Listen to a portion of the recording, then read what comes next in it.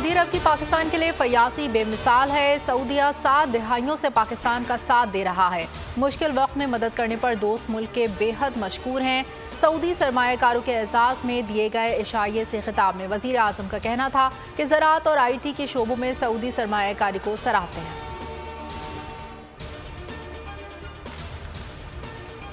Islamabad high court का जज मुखालिफ सोशल मीडिया मुहिम के खिलाफ कार्रवाई का फैसला। ज़राए के मुताबिक जस्टिस बाबर सत्तार से मुतालिक मनफी मुहिम पर तौहीन अदालत की कार्रवाई होगी। जस्टिस बाबर सत्तार के खत को तौहीन अदालत केस में तब्दील करने का फैसला।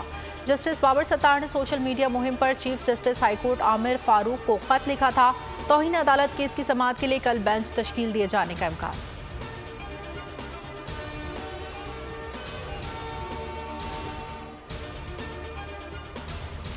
और वज़ीर आज़म शहबाज शरीफ ने वफाकी काबीना का इजलास कल तलब कर लिया। गंदम दरामद स्कैंडल की तहकीकात का जायजा लिया जाएगा। इजलास में मुल्क की मुआशी सूरत हाल पर भी तबादला ख्याल किया जाएगा। ECC के फैसलों की तौसीक भी की जाएगी।